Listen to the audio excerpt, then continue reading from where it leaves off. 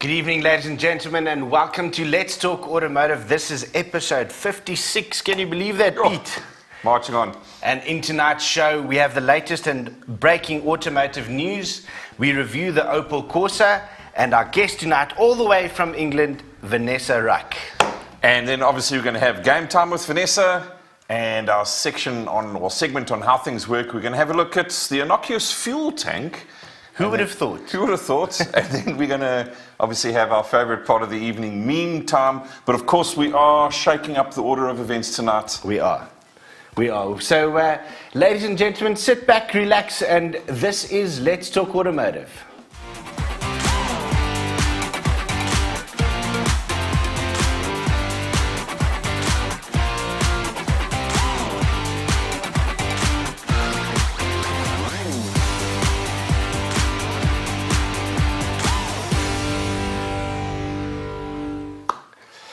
So, Mr. Phil Yun, I don't know if you saw outside the studio here, but it looks like a bit of a parking lot at the moment. We've got a couple of cool cars coming up for review. Yeah, it's unreal. When archaeologists come and dig up this place, they're going to think that we were a major motor manufacturer or something. But it is. I mean, we've got the Ford Everest Sport. Yeah. We've got the Mitsubishi Eclipse Cross. And then you've had some fun in the Triumph Tiger 900. Yeah, and tying into that, we're going to talk to Vanessa about that just now. But anyway...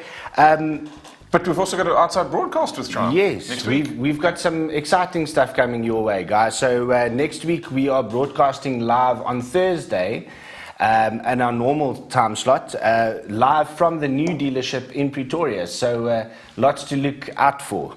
Absolutely. All right, guys, I think, so Peter mentioned we are going to mix things up a little bit tonight. Our guest, like I mentioned, is in England. Vanessa is joining us live, and trust you me, this was a mission to set up. So, and Vanessa's got friends and family over tonight, so we need to get this done. So, ladies and gentlemen, this is our guest of the week. Vanessa Ruck, how are you doing? Hey, fantastic, thanks. Thanks for having me on. It's an absolute honor to have you on, Vanessa. Like I said to you while we were talking and discussing, I've been following you for years and years and years, and it's such an honor. Thank you so much for joining us on the show. So let's get going, Vanessa. Let's start off with a little bit of history, if we can. Can you tell us a little bit about yourself?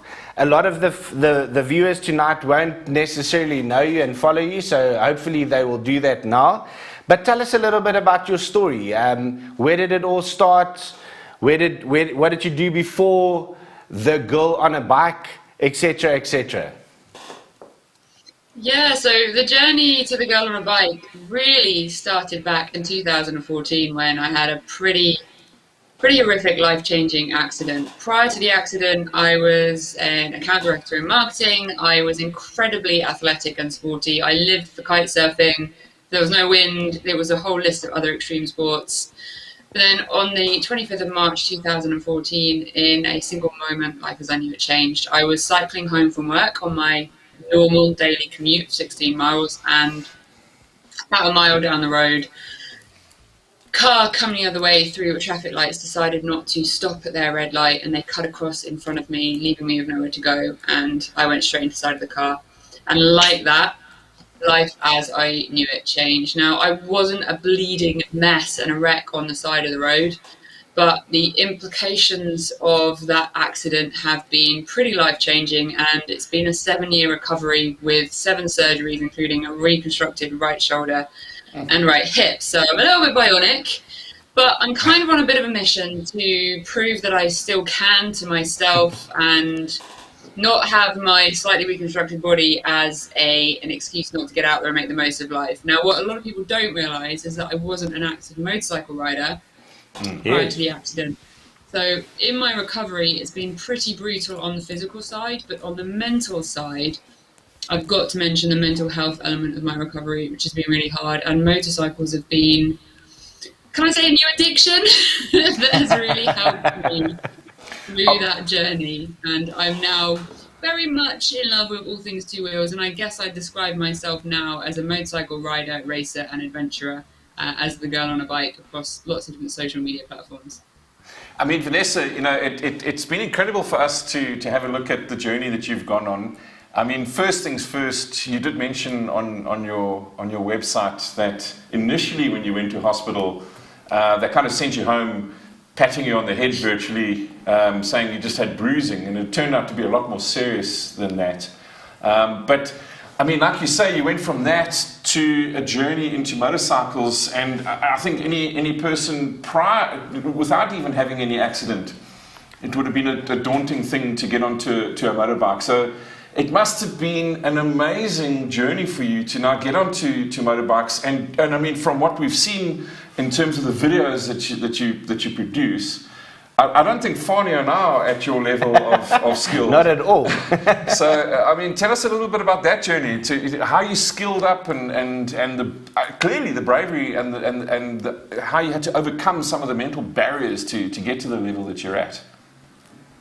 Yeah, the fear of getting on a motorcycle was real, and I can't downplay how scary it was getting on a motorbike. I was actually diagnosed with a couple of mental health disorders, with fear of the road being one of them.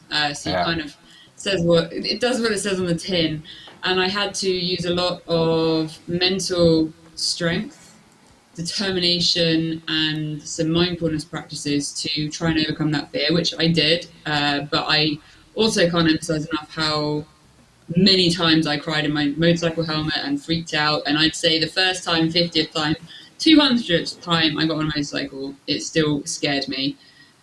But I wasn't going to let that stop me. Now, in relation to the off-road motorcycle riding, which is really where I'm slightly more skilled, I've never even done a track day. I'm all about the mud. My desire to get a off-road motorcycle actually started when I was bedbound after my first hip surgery. So I was in a pretty horrific place. That's a great photo. And I decided that I wanted to get a dirt bike. So my husband, who's incredibly supportive, was like, okay, we can get you a dirt bike. And we got one. It was 5 months till I could even sit on it. But it was there as a goal and a reminder every day when I just wanted to give up and I hurt too much and I couldn't find the energy to my physio. That bike was sat there being like, come on, we need to go ride. And I think goal setting is really important in recovery. So as far as my skill development, I suppose I just throw myself into anything I do in life. You know, if you're going to do something, give it everything. And I certainly am a little bit higher risk on a motorcycle than maybe I would have been with my prior to the accident body. You know, it is slightly reconstructed and more vulnerable. And so working on my skills makes me feel a little bit more safer, I suppose. Brilliant grammar there, sorry. Makes me feel a little bit safer on the bike, because there's actually an art in falling off. Because when you go off-road, I'm sorry, but you're going to fall off. Yeah. You know, even Billy Bolt and Graham Jarvis fall off. There is an art to falling off. And the better you get, kind of, the less you fall off, kind of, but you tend to push more so you still fall off. Yeah. So I suppose the skills have helped me reduce the risk slightly.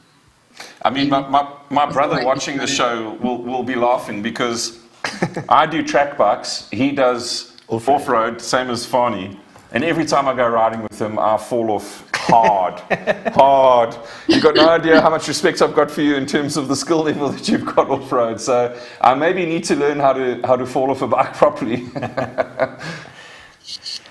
Vanessa, I've got a question for you. Okay, so we know that it was corporate before the accident happened. This is now a journey, and we see you sharing your journey, everything on all the different platforms. But is this actually what you do for a living?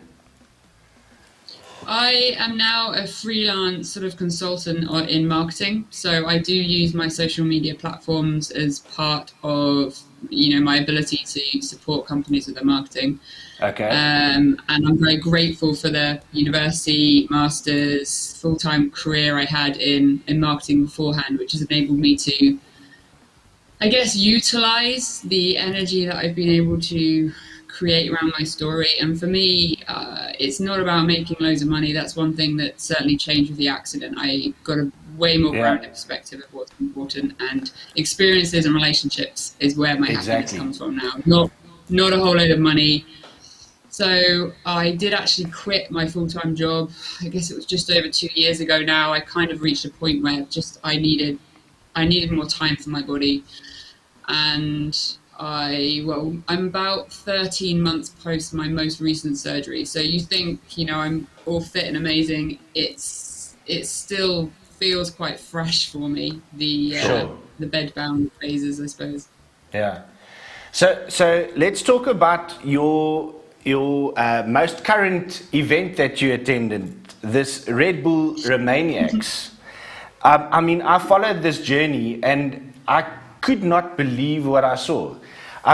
There's almost 90% of what you did. I don't know if I'd be able to do that, first of all. So, just tell us about that experience. There's a lot of people that obviously, I saw the post yesterday where somebody saw the hoodie and asked you if you knew somebody that went and attended, which is amazing. Just tell us about that. Yeah, okay, so Red Bull Romaniacs has got the reputation for being the toughest hard enduro rally, and it's sort of nicknamed the Vertical Madness for a reason in the Carpathian Mountains in Romania, and it's a 5-day event with 4 days fully off into the mountain. I think designed by the officials to break you physically and mentally, and possibly your motorcycle as well. And I came up with the crazy idea, it was probably a year and a half ago, that I wanted to do Romaniacs after doing my first race. So I think Romaniacs is probably my 7th or 8th race that I've done. I've not got a lot of experience there, but I worked really hard to train for it, to up my skills, to get my fitness going, to work on techniques to manage the hip pain that I have on a daily basis. And I have to say I was absolutely terrified going into Romaniacs. Now, I've just released a YouTube video, so if you want to see the bigger picture behind the scenes of Romaniacs, you can. I was feeling sick with nerves going into the qualifier. And I survived it, and I made it to the finish line, so I got the medal. I've actually taken my t-shirt off. I think that's in the washing machine. I wore it for about 2 weeks solid, to the point that my husband was like...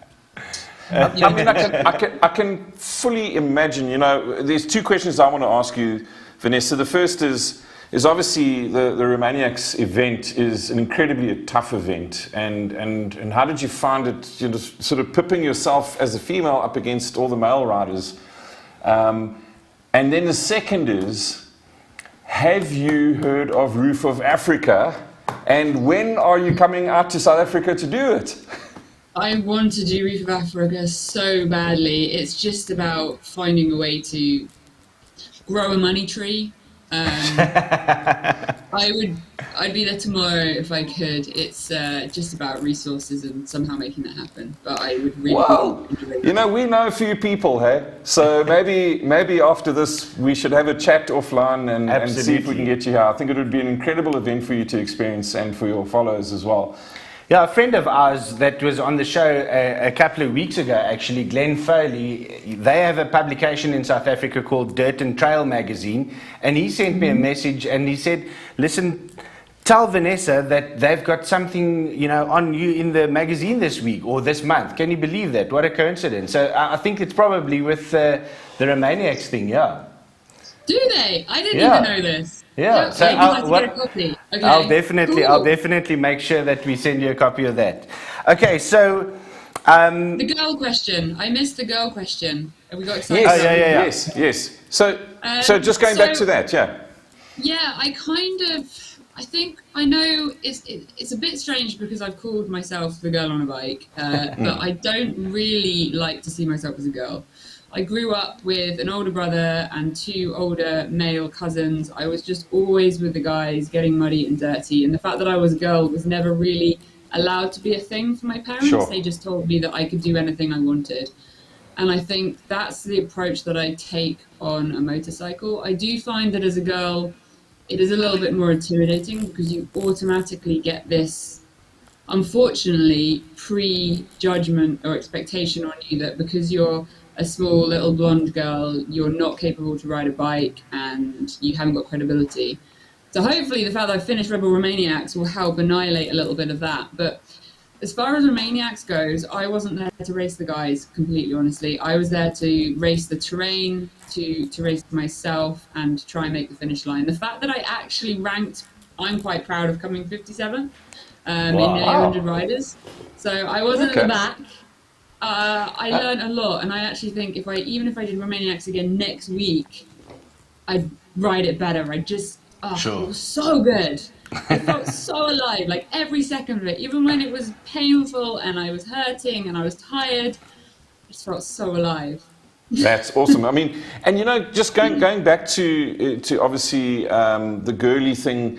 One of the things that I noticed on your website and having a look at some of the videos was there were at least 2 videos that I saw of you where you took a large adventure bike and you deliberately lay it down and then picked it up with what looked like consummate ease. I mean, that was quite incredible actually to have a look at that. So clearly there's technique in that as well. Eh?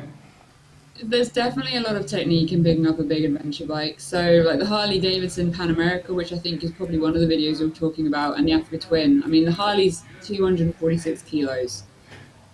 There's technique. I'm not strong enough to just pick that bike up, if you know what I mean. But with the right technique, I can. And I guess for me, the hard enduro side of things has taught me a lot about recovering a bike when it's upside down, backwards, and on the side of this ridiculously steep hill or on a ditch or on a rock or whatever. But on the big bikes, one of the things that I think holds people back, or me back, talking about myself in confidence, is the worry of dropping it. Yes, and once you know that actually it's okay if you drop it, you can pick it back up, it helps me relax into it. So I always try and make a point to practice picking it up so that when it is in a ditch or in a really awkward situation, I don't have to have a freak out. It's just like, oh, just pick my bike up. Sure. We've got a couple of questions coming through. We've got Gerda Tatoy that's watching with us. She says that you're a true inspiration. Always get up and overcome. She wants to get in contact with you, so we'll share your social media handles and so forth. I've got a question here from my wife. She wonders how many bikes you own, Vanessa. Oh gosh, N+1 is the allowed rule, okay? Exactly. I feel incredibly lucky on the bike side. So I've got my Harley Davidson Dynasty Bob Thug, who is my like original, the best purchase we ever did in my mental health recovery from the accident. That's kind of where it all started. I've got my enduro bike, which is a Husqvarna TE250i Buddy. That's where I did Romaniacs on. I've got Bear, my trials bike, a Beta Evo 250. I've then got I'm very lucky to have a long-term loan of a Africa Twin, so Honda. And I've just picked up a new Honda CRF. There's the Africa Twin. Yes. CRF 450 RX, and that bike I'm going to be announcing it in the next couple of days, but that bike is the first chapter of my next monumentally big, terrifying challenge. Wow. Okay, we'll keep an eye out on that. So one of the things, Vanessa, that we noticed, first of all, going through this week and doing some research and looking at a lot of photos and videos, etc. Have you been stalking me? Yeah, we've definitely been stalking you, definitely. You've been on a lot of different bikes. I mean, like we've seen the new Harley Davidson Pan America, we've seen Africa Twin, we've seen GS, BMW GS Adventures and GS Triumph. We've seen all the brands. So if you, and this is actually a question that came in from one of the viewers at the moment, Marius Lange said, which of the adventure bikes would you recommend or prefer? Oh, it's the money question there, which is the best adventure bike. Now, I'm going to answer that as for me, because I don't think there is a one best adventure bike, because I think it is so personal of your body, how you ride, where you live, what sort of riding you're going to be doing, whether you're wanting to go off-road, what sort of temperatures, what sort of terrain. Yeah. And there's a reason why there's a whole array of adventure bikes. They're all slightly better focused. Sure. different things. But for me, I have to say, I do absolutely love the Africa Twin. I really enjoyed the Pan America, the Harley Davidson that I rode recently, and I'm looking forward to doing some proper adventuring on it, because I don't feel like I've done enough to be able to compare it to the Africa Twin. But the Africa Twin, I just think, ticks all the boxes for me as far as an adventure bike for what I like to ride. So I'm an ex-Honda employee, and I would agree with your statement. Listen, Vanessa, there's one thing that I wanted to get to quickly. With all the different bikes that you ride, and we see that it's all mostly off-road and enduro type stuff, the track superbike stuff, has that ever been something that you would consider? Yeah, it totally would be. I did actually have 2 track days booked last year, but I don't know if you've heard about this thing called COVID. We have. Let's just say I didn't get the track days in. Yeah. I'm hoping to do a track day sometime soon because, I just want to try it. The only thing for me, the road, obviously with my history in the accident, is a little bit intimidating. I don't not go on the road because of it, but a sports bike kind of needs to be ridden fast to enjoy it, whereas a cruiser, you can just pop the milk and it's fun. So I'm more likely to have a longer life expectancy if I stay away from it. No, I disagree, and I'll tell you why. So I'm a track guy. I'm a track bike guy Oh no, that's through and track. through. I meant road. And if Yeah. you're wearing leather, Correct. first of all, you're in a much better position from a talent point of view and an expertise point of view, coming from off-road onto track bikes. I promise you, people that come from dirt bikes are 10 times better than guys like me that just grew up on the tar. So that's the first thing. You'll have a much better feel for the track bike. But the second thing is that with a track bike, and we should remember, with your leathers and all those good things, you're not falling very far if you fall off the bike. On an off-road bike, you could be 2 meters up in the air and fall down and hurt yourself. So it's all about gravity, not about the speed, if that makes sense. Yeah, that's true. And I'm guessing there isn't going to be a tree No. Yeah, correct. just to casually cover you on your way down. So I'm winding down a little bit, Vanessa, to the end of the interview. What I want to just say quickly is something that sort of stood out for me is that you're very hands-on. So there's a workshop, and we see a lot of videos of. I've got a photo of you rebuilding an engine. So is this something that you're doing is it learning while you're going, or is it something that you know, or how does that work? No, I was an absolute total novice, didn't have a clue, even 6 years ago. And it's just something that I'm wanting to learn, I'm interested in. I want to be credible on the bike, understanding what it is I'm riding. And I think when you start to learn the mechanics and understand what's going on in the engine, especially on a 2-stroke, they're incredibly simple engines. When you do then have issues out on the terrain, you're far better equipped to ride home and not be calling for help or pushing it. So I try and be really hands-on. I enjoy it. I'm learning. There's a lot of things I haven't got a clue about. The Rabiconda and the tyre changing, that's like my favourite thing. I never realised changing tyres would become fun until I got that Rabiconda. Well, it is amazing because Farney still thinks that a flux capacitor is a real thing. But Vanessa, maybe what kind of power plant do you have? Vanessa, in terms of motorsport itself, and our favourite obviously is MotoGP. We're crazy about it, especially with our 2 South African boys that are racing in MotoGP and Moto3 at the moment. Do you follow MotoGP? And if you do, other than Cal Crutchlow, who do you support?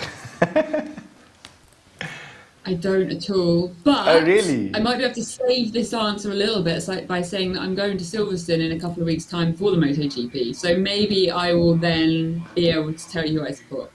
Okay, awesome. Well, MotoGP is an incredible motorsport spectacle. So I'm pretty sure that if you do start watching it, you're going to get hooked. Yeah.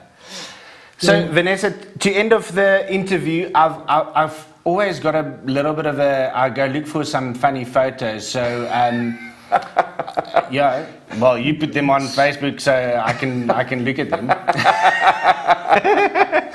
so there's a couple. No. I wanted to ask you about this trip. So I'm going to put a photo on quickly, and then you must please tell me where this was because I can't pronounce this name. Can you remember Iceland. this trip? This is in Iceland. In Iceland. It looks amazing. Yeah. It was absolutely incredible. We did 6 days riding, Husqvarna 71s, and it was the most incredible enduro adventure riding possibly going. I would do the exact trip again tomorrow if I could. It was amazing. Phenomenal. Okay, and then last couple of photos. There's a what would you call those trick bikes? Trail bikes. Trail bikes. How did you get into trail riding? So I was bedbound, having had, I think it was my second hip surgery. And I'd already then decided that I really enjoyed off-roading, but getting onto a big enduro bike was a bit risky. So I thought, why don't I get a little trials bike, work on my skill and my technique, and I might be able to get on the bike a month earlier, which happened. And the skills that I've learned on the trials bike helps me on every bike I get onto, whether it is the Harley on the road or a big adventure bike. The trial skills there's a reason why the top hard enduro riders in the world all come from trials. Yeah, 100%. Vanessa, I said to Peter before we started that I actually would like to spend like an hour with you, but unfortunately we don't have a lot of time, and we've got so we have to end the interview there, but I've got another 5 minutes for you. So if you can just help me with one thing. We call this game time.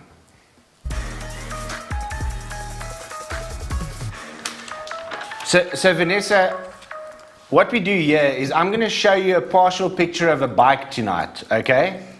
And then between you and Peter, you guys have to guess the bike, and whoever gets the best out of 7 wins. So it's quite easy.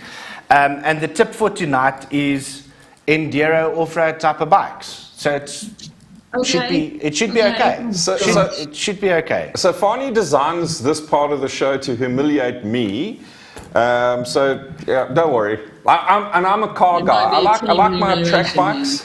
I like my track bikes, it's not difficult. Okay, guys. So and the viewers at home. Different bikes I've ridden. I'm pretty sure that you'll be able to get these. All right. And the guys at home, you guys, this is a live show. You can also play along. So if you recognize the bike, please just comment in the comments below this video.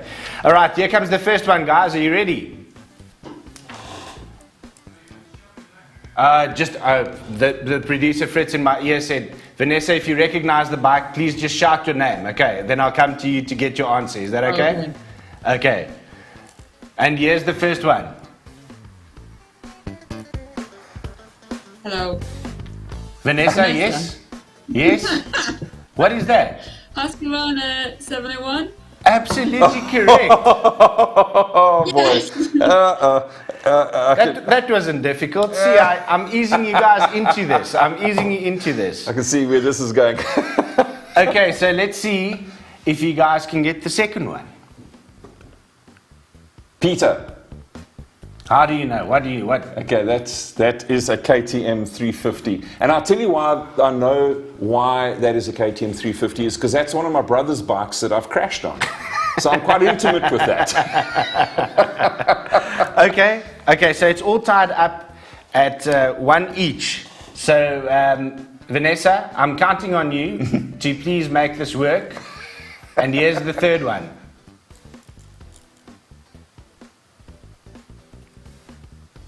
Oh, Peter! Vanessa. Well, I can tell it's a beta. Yes, Vanessa, you're absolutely correct. It says it there. It says it right there. So, Vanessa, well done for getting that one right. See how this works, Vanessa?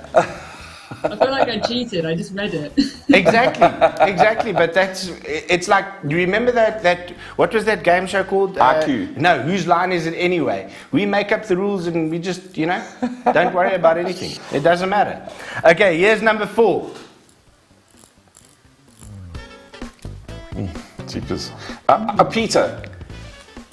Vanessa, what bike's normally blue? Yeah, but hey, I did call my name out. It's a Yamaha, but I don't know Yes, what it is. it's a Yamaha, Vanessa. Well done. Absolutely correct. That's a Yamaha WR, the 450F. Well done, Vanessa, for getting that WR. right. I could have guessed that. I had a Yes. WR. I could Very have nice guessed. bike. Very nice bike. Okay, so Vanessa's in the lead, 3-1 at the moment. It's going exactly the way it's supposed to go. Vanessa, you I feel should like be you're able helping to. me out, though. But- Yeah, but you know what? That's the way it goes.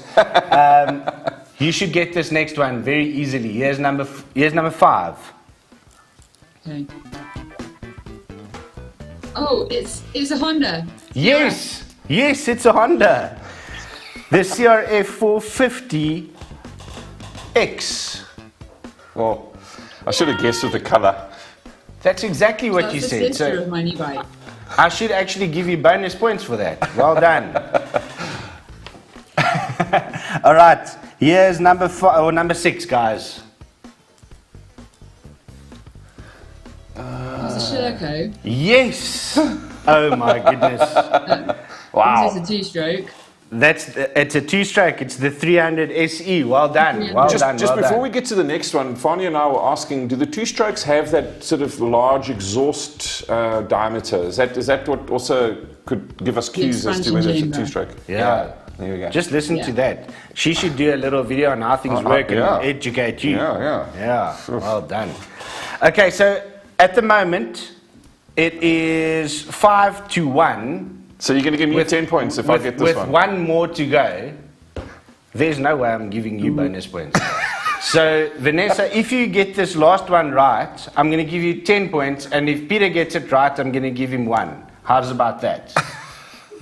This is fair. I like Yes, these rules. that's it. I was And hoping yet- you'd say if I get it right, you'll like put me on a plane to come to me from Africa. But you know, I'll go with 10 points. Listen, don't dare us, because I've got some sneaky suspicion we'd be able to make that work. I think that's probably not wrong. Yeah, And there's a few that's- people I've actually written down here. You know, the Motus sponsors a ladies' riding day, and Paige van der Linde, who's a very, very famous racing driver in South Africa, a lady racing driver, is part of that. And we're thinking, I'm pretty you know, sure. with the Honda link up, Yeah. we might be able to do something. Yeah. Okay, but anyway, before we get there, here's the last one. Back to the game. Peter. Gracias. Oh, Yes, Vanessa. well done, Vanessa. Well What's done, my name? Vanessa. Please name. But I did say my name first. Yeah, but she said the answer first, so that's why she gets the point. What a great win, 6-1. Woo! Vanessa, absolutely well done. That's also two-stroke because that had a nice is. expansion chamber on the It is. exhaust. Yeah. Well done, you learn quickly. Thank you so much for joining us, Vanessa. I know that you're busy. Thank you so much for making the time. Please send regards to the family that's having dinner with you that you need to go cook for now. We appreciate your time. It was an honor to have you on our show. Thanks so much, Vanessa. Absolute pleasure. Thank you. Anytime. Cheers, cheers. See you soon. Cheers. Wow. Listen, B, that is some serious. I promise you. I think we need to get her back on the show, because We need to get her back on the show, but we need to really make some phone calls. I think we'll be able to make that work. I reckon. I think so. Okay, so because we shuffled everything around tonight, it's now time for the news. Okay, so Peter, we've got 3 stories to quickly touch on. The first one is the Nissan. Must I say Z or Z? Z. Z. Z. Yeah. Yeah, absolutely. The Nissan Z. All right. It's a 400Z. Oh, is it? Yeah. Okay, interesting. So we spoke about it probably a couple of months ago, because this was on the cards. Last year. Yeah. This was on the cards, but now it is actually going to happen. The 2023 Nissan Z. So what can you tell me about this car? We've got some awesome pictures. It's a very good-looking car. Yeah, we can't deny that. It's always been a good-looking car. I mean, even before it was launched, people were raving about this. So, I mean, this is something that I think we've all been looking forward to. Just some of the specs. Yeah. The sheet that we've got is in imperial units, so I'm just going to translate those for you. Okay. So it's 400 horsepower, which is approximately 300 kilowatts. Sure, that's... So that's proper. Yeah. And it's 350 pound-foot of torque, which is about 475 newton meters. So between those two figures, I reckon this car's going to be a handful. Yeah. Okay, looking forward to that. That's up for next year. Another vehicle that we spoke about a couple of weeks ago probably was the Kia Sonet. Because remember, I said that I had a girlfriend called Sunette. So what happened here? The Kia Sonet LX model has come out. Yeah. Okay, so where does this fit into the range and what can we expect? So we know that when manufacturers launch new models, they always come out with the top of the range models first, because obviously it makes sense to people that are wanting to buy the latest and greatest will always look first. This is an entry level derivative, the Alex. But I mean, when we say entry level, this thing is still packed with specifications. I'm just going to read off a few here. So it's got an 8-inch touchscreen, high definition touchscreen and infotainment system. Yeah. Bluetooth, electric windows, 6 speakers, height adjustable driver's seat, which is always very important for me. Rear view, reverse camera, artificial leather and cloth seat trim, etc., etc. I mean, the list goes on. This thing is hardly an entry-level vehicle if you consider all those. And it's a good-looking car, and I've got a sneaky suspicion we've got one of those cars coming our way pretty soon, so we'll do the review on that. But I just want to make a note, Pete, that this segment, this sort of small SUV type of crossover SUV segment is so competitive at the moment. It is. That the guys can't afford to not have these cars very well spec'd. And talking about can't afford, pricing? The pricing on this is unbelievable. I mean, it comes in at 269,995 for the entry-level manual. Then you get a CVT, which is 290. So, I mean, it is quite astounding pricing for all that high specification. Amazing. Okay, moving on to the last story. We spoke about Mr. Maverick Vinales being a little naughty boy. And this is what happened. Yamaha and Vinales end the 2021 agreement with immediate effect. It's quite a surreal press statement that was released, Fani, because both of them were gushing about each other, which I find strange considering that they're parting mid-season like this. But I've got to say that young Darren Binder's name seems to be doing the rounds. Interestingly enough, he was testing the Yamaha R1 at Brno this week. Okay. Why would you do that?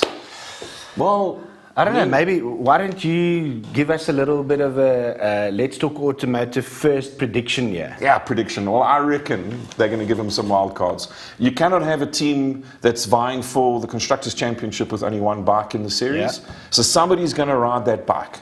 I don't think it's going to be Darren Binder, but somebody's going to get promoted from the old Petronas team, which is his current team, and he's going to slot. I've got no doubt. I'm prepared to put money on it. Okay, and we spoke about it.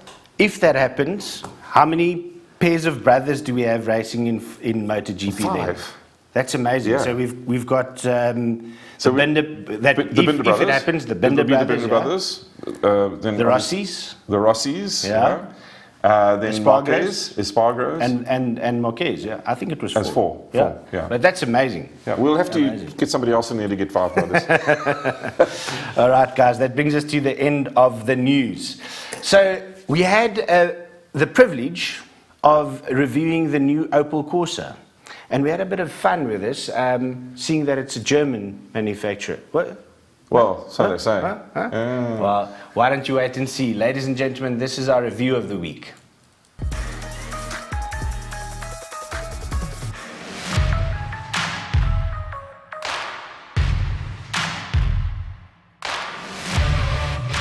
Hi guys, and welcome to another review here with Let's Talk Automotive. Myself, Fani, and Peter Viljoen. It's been a while since we've had a German car on the show, Pete. And it's going to be a while still, because this is not a German car. What do you mean? Obviously, Opel's a German manufacturer.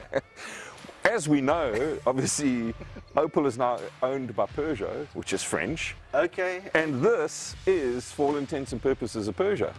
So the chassis is Peugeot, the engine's Peugeot, the gearbox is Peugeot. So if it walks like a duck and it quacks like a duck, it's probably a duck. No, just playing around with you. But yeah, I think a lot of people would still think that, you know, didn't realize that connectation's there. But regardless, I'm excited to drive this car because Opel Corsa has always been close to me, and I'm sure that a lot of people, you know, in my sort of age bracket, which is a lot younger than you. We had Corsas when I was around. Yeah, but you're much older. So when I was studying, a Corsa Light equaled a hot chick. I don't know if there's a lot of people that would remember that, but if you saw a Corsa Light, the chances were good. The chances were good. But just like that Corsa Light and ourselves, we've now all grown up, and this is not a small little car anymore, Pete. It's not. It's amazing, actually, if we have a look at the small cars from 15, 20 years ago, they're actually the same size as their big brothers were at that stage. Agreed. So this is probably the size of what a Cadet was 15, 20 years ago. Agreed. Okay, so first impression of the car when you saw it this morning, what did you think of the look of this new Corsa? Well, the look is interesting for me. I like it. It's different-ish in that the front is nice and edgy. I mean, it's got a nice little splitter effect on the front bumper over here. To me, the front looks a little bit like an Audi A1. Yeah. And when we get to the rear, it looks a little bit like a Kia. It's been merged together or mashed together. But I mean, it works for me. It works. It's a nice look. I love this color. It's something different. When we come around this, I must mention now that this is the 1.2 turbo model, automatic gearbox. And again, it's the Peugeot motor, and this 1.2 litre 3-cylinder has got to be one of the best engines out there. Yeah. It does like the clappers. So looking forward to see how it matches in the chassis. And I said to you that, thinking about that in the 2008 or 2008, which was a bigger car than this power to weight ratio should be quite interesting. Yep. This should be a lacquer drive. Looking forward to it for sure. Okay, so this is now not a small car anymore by any means. Let's walk around to the back and let's talk about, what did you say? This looks like a? This looks like a Kia. It reminds me of a Kia. Let's be fair. Okay, I can see that. I don't know, Pete. It's just another car for me, unfortunately. Well, if we look at the price range that it operates in, I think that's not an unfair comment. But I mean, what else do you expect? So what does this compete to? So this is probably in the VW With Polo range, Ford Fiestas, smaller, like you said, maybe the A-Class Audi. It's a small... The A1. A1. A1 Audi. Yeah, so there's a lot of competition in this bracket. Yeah, it's packed. Yeah, so this segment and then the SUV segment at the top is probably where there's a lot of competition at the moment. So do you think this will impress you so much that you would prefer this over maybe VW, Audi? Well, I think we've got to take it for a drive. We've got to have a look at the interior. We've got to have a look at the standard kit that's available on the vehicle, and then we can make an informed choice. Okay, so let's have a look at the boot size before we get into the interior. That's interesting. Might find that people will look for that button, but it's there. But at least it's also maybe from a security point of view, if it's concealed and difficult, then Agree. That's nice. Okay, so it's not huge, but it's sufficient. Everything that you need to fit in there will fit. It's got the 60-40 split, so you can fold down. And this is 195, 55, 16. All right, so that's nice. That's always a plus in South Africa. I don't like these space-saving spare wheels, and I don't think consumers do either, so that's good news. Okay, so the front seats are in driving sort of positions. Let's just check the Fani fit here at the back quickly. Fani fit, okay. I'm in. I'm actually, now that I'm sitting here for the first time, I'm actually surprised. I thought it was smaller. So it's not... It's a Corsa, Fani. It's small. It's small. It's not designed for two adults to be here for a long time. It's not... But I'll be able to if I need to. That's what I'm saying. Yeah. Okay, so at the back here, I don't have any power sockets. I don't have any USB. Don't have vents. But again, it's a small car, so I'll be covered with, air circulation, etc., etc. So I think Not bad. For its I'm actually size, surprised. for its size, yeah, can't. Yeah. All right, Pete, we are now sitting on the inside of this Opel Corsa. Are you now impressed? So there's a few familiarities here. So when we drove the Citroen C3, this was exactly the same infotainment system. There's just one function missing from this, and that's the automatic climate control button. Yes. But everything else is exactly the same, and in fact if we go through the menus, they are identical. The font, everything is exactly the same, so a nice familiar system.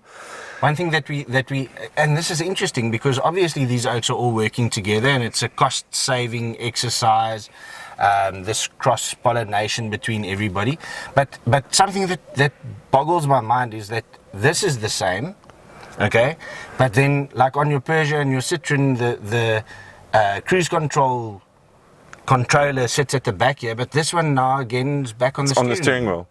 Which I prefer, because you sometimes don't realize that that's there. You can drive a car for a year before you realize it's there. Whereas this, it's in front of you.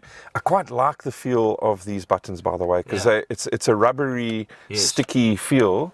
So you know there's almost a tactile feel to this when you're making adjustments. I quite enjoy that. Okay, so now I'm going to get off my negativity a little bit because maybe people will think that I'm a bit negative, but this car is packed with a hell of a lot of features for a small car, if you think about it. It's got fantastic features right through to forward-facing collision avoidance system. So it's got a radar on it.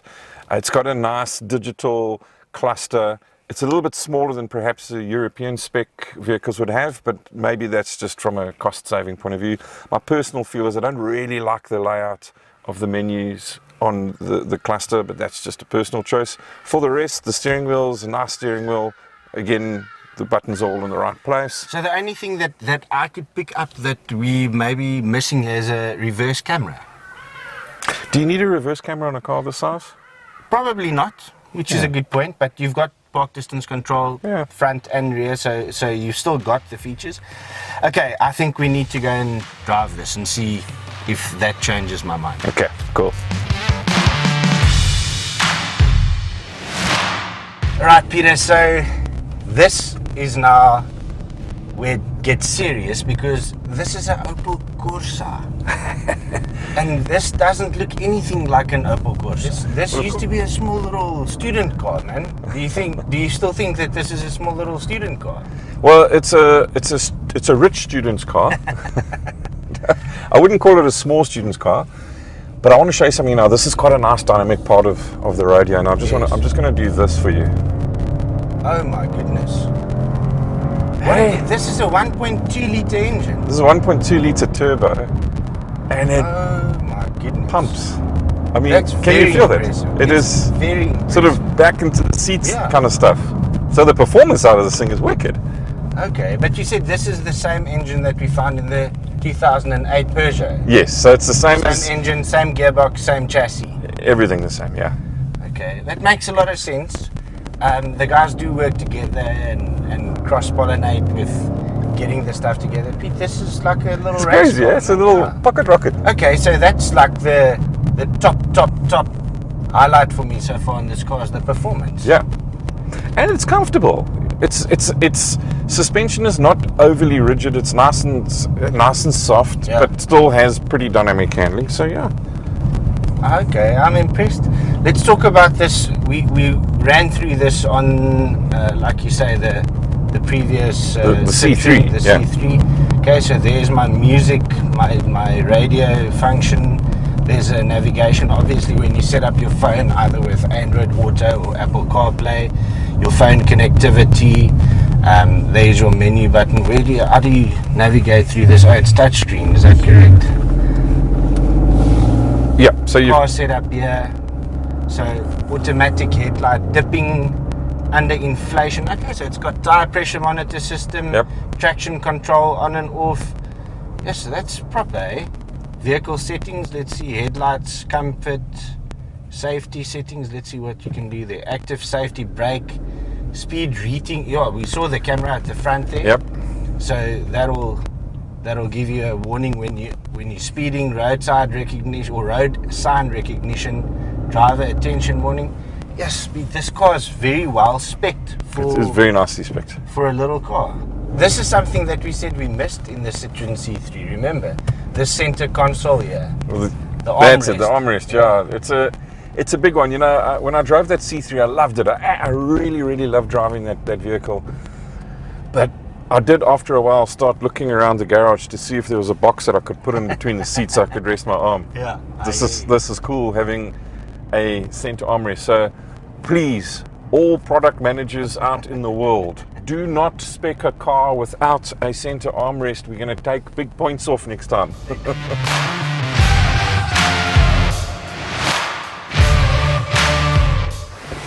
So, Mr. Viljoen, so tell me why I should like this car. The engine. I mean, you felt the performance out of this, it was actually a bit of a rocket ship. I can't wait until they bring out a hotter version of this, to be honest. So the engine for me is its saving grace, but I think everything else, unfortunately, in my mind, was a little bit average. So the build quality, the way things were put together, interior-wise as well, a little bit average. Again, another saving grace, I suppose, is the standard execution is awesome. So. Okay, so let's talk price quickly before we rate this. This was from the 280 mid-80s to 380 mid-80s. Yeah. So this one is about 380 to 900, I think it was. So that in itself is probably also a nice factor when you compare it to the other cars in the segment. It's well priced. It's reasonably priced. As you said earlier, it's a very competitive segment that it's operating in, so it has to be well priced. I think for the spec that you're getting, very well priced. Yeah.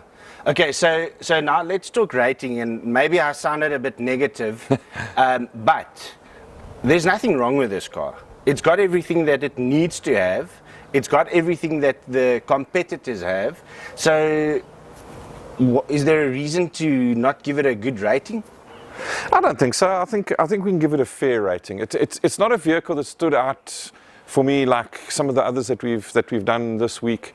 So, you know, I'll kick off with the ratings. I think I'm going to give it a sturdy 7.5 rating. Yeah. There were just a few build quality issues that worried me, and just the design didn't stand out and strike me as being amazing. Yeah. But everything else on it is amazing. So 7.5 out of 10 for me. Would I buy one? If I'm going to be in the market for a vehicle like this, I'm probably actually going to go for its cousin, either the Citroen or the Peugeot. Okay. Yeah. Okay, so I agree with you. Like I say, I wasn't blown away or anything, but rating-wise, I'll go with 7.5. I agree with you. I don't see it any higher, don't see it any lower. It does tick all the boxes, so it does what it's supposed to do. It is competitive. So yeah, I would buy it if I needed a small little car to commute here and there. That's basically it. And then have all the comfort features. Right guys, that's it from us at Let's Talk Automotive and our review on the Opel Corsa. And we'll see you again next week. Cheers, everyone. Funny. Fatty. Fuck no! No, Peter, that wasn't fair. Can I please have an alternate ending? Fritz, of course you can. Why did you not like this car? Oh, we liked it. We did like it. So I want to give it a 9.5, a sturdy 9.5 out of 10, because I had to drive this for 3 days, and this was amazing. It was a head turner. People said, "Wow, is that the new Corsa?" So I felt good. I think it's awesome. If I was young and hip and had a pay increase, I would definitely buy this. So can I just put my 9.5 You out of 10 are in absolutely more than welcome to, Fritz. And that's what we have for you on the review of the new Corsa. We see you next week. And on that bombshell, Bombshell. take care, everyone.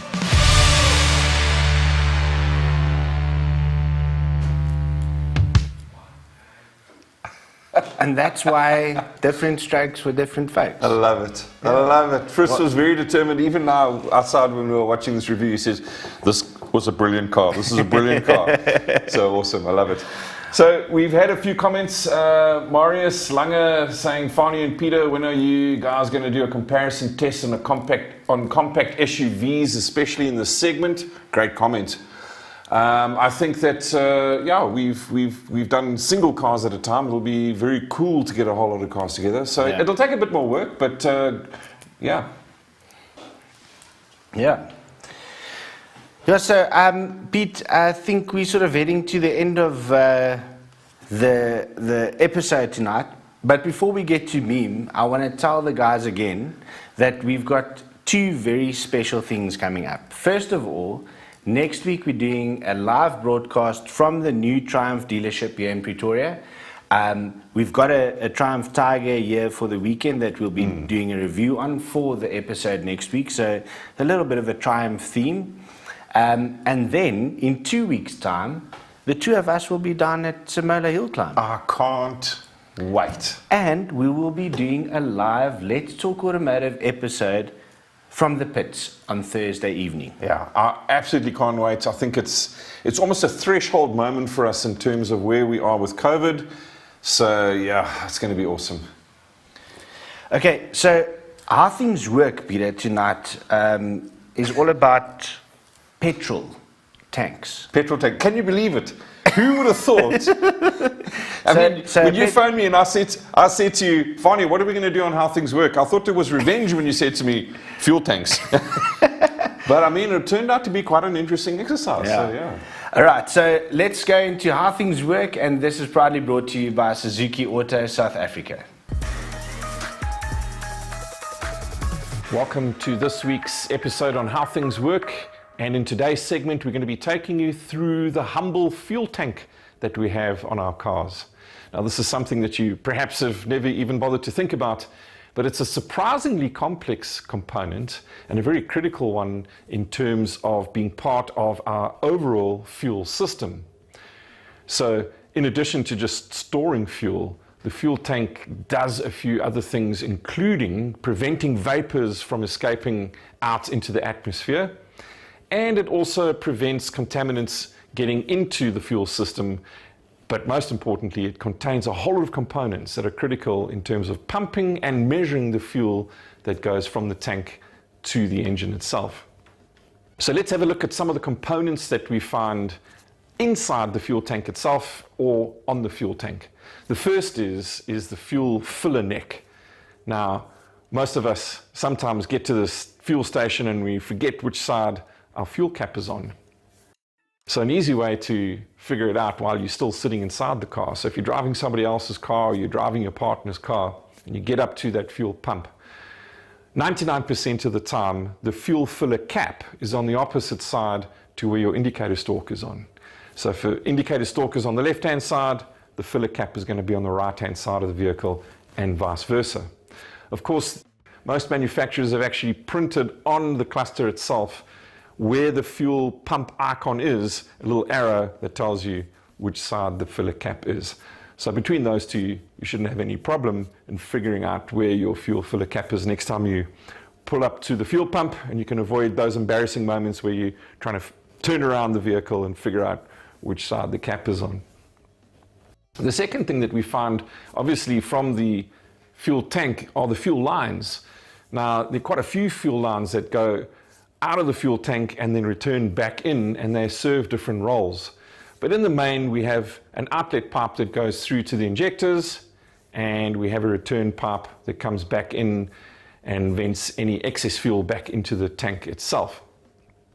And of course, we need to have a fuel pump to pump the fuel, and these days most fuel pumps are actually immersed in the tank itself. And in fact, they're in a splash chamber, and that splash chamber just allows for the pump to have a constant supply of fuel, even though we might be going around corners and going over bumps, which would cause the fuel to splash around. Now, it's very important that we understand as well that it's not a good idea to run our tanks on empty, because we need to have that fuel to actually cool the pump itself. So you run the risk of damaging your pump if you're constantly driving on an empty tank. And I know that in these tough economic times, that's always easier said than done. But try and avoid running your tanks on empty, because you are putting your pump in danger of overheating. Now, another critical component that we have inside the fuel tank is, of course, our fuel level sensor. And this tells us exactly how much fuel we have in the tank. And the way this works is very simple. and very similar to the ball system that we have in our toilet systems. So as the ball floats, or there's a float on the fuel itself, as the fuel goes up or down, so does this float move up and down, and that float is connected via an arm to a potentiometer. And that potentiometer measures a change in resistance that occurs due to the change in height of that float. And that then sends a signal to your instrument cluster, which then gives you an exact indication of how much fuel you've got left. Now, a common question is, when my reserve light goes on, how much fuel have I got left, and therefore how much range have I got? Now, that does vary from car to car, but generally on your small compact vehicles, we have about 5 liters of reserve fuel. So as that reserve light comes on, you've got about 5 liters of fuel, and on the bigger cars, your SUVs and the like, we can have up to 10 liters of fuel. So we have therefore range of anywhere between 50 and 100 kilometers of reserve fuel. A critical part of our fuel tank is, of course, the ability to be able to vent it. You can imagine that if we go from a full tank of fuel, as the fuel levels drop, we've now got a sealed, closed system, and therefore we're going to create vacuums within the fuel tank, and that can actually cause the fuel tank to collapse in on itself, and certainly it can cause the fuel pump to really battle to pump under those vacuum conditions. So we need to be able to allow the tank to breathe. Now, this can happen not only when the fuel drops in level, but also if there's increases in temperature, you can imagine that the pressure will increase in the tank itself. So we want to maintain a consistent pressure in the tank, and we use, obviously, valves to assist us, and those valves work in conjunction with our evap system, or as it's better known, our charcoal filter. You may have noticed with modern cars, you can't smell the modern car after it's had fuel put in. In the old days, you could always smell a petrol-driven vehicle, for example. There was that real raw smell of petrol fumes. And obviously, from an environmental point of view, that became unacceptable, and it was also relatively unsafe. So these days, we have charcoal filters, and those charcoal filters then process the evaporated fuel gases and take away that smell and return those gases and fuel back to the tank itself. So, of course, there are some common questions that we typically get about our fuel tank, and the first one is it dangerous to run my vehicle on an empty tank? Now, we've already alluded to the fact that we need to have fuel surrounding the fuel pump itself in order to cool it. So the real danger exists that we will damage the pump if we run the tank low. I'm not too concerned about contaminants that the pump will pick up, because we've got filters for that in any case. It's more about protecting the temperature of the pump. The second question that we get asked is, in terms of saving fuel, is it better to run your vehicle with a full tank of fuel or with a half a tank of fuel? And it's quite a cool question. So the thinking behind the full tank of fuel is that there's less vapors that can escape. Now, as I've told you, the fuel tank system and the fuel circuit is a closed circuit. So even if there are fuel vapors that are created by a half a tank of fuel, they'll still remain in the system. And as I've said already, after those have passed through the charcoal filter, they enter back into the fuel tank itself. So unless you open up your fuel filler cap, which will then allow those vapors to escape, it's probably not going to make any difference whatsoever.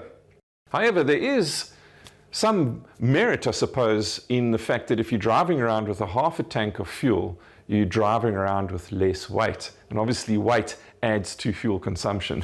So it's quite an interesting debate. And then lastly, of course, every time there's a fuel price increase, people scramble off to make sure that they fill up their tank of fuel before the price increases. And I don't know, I think that's almost a bit of a waste of time. You know, every time there's a fuel price increase, it's, let's say, between 50 cents and R1. And on an average size fuel tank, you might have a saving of perhaps 30 to 40 Rand.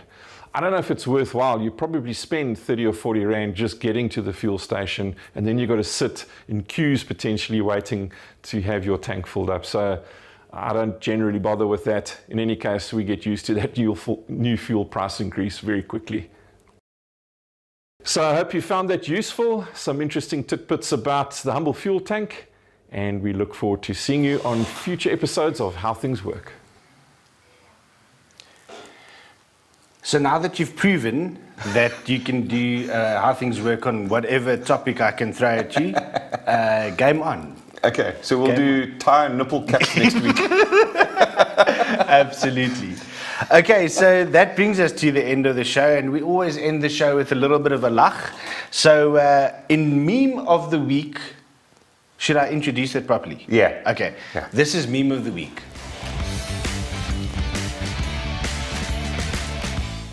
Okay, so a couple of funny, and let me just say this to the guys out there. This is just stuff that we see throughout the week on social media that we think is funny.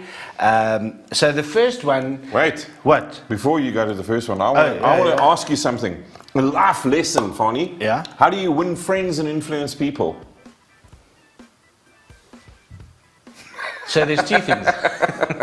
Buy a lift, buy a trailer, and you said there could actually be a third one. Yeah, Yes? buy a bucky. Buy a bucky. Jeez, my shares went up with my friends big time when I bought my bucky.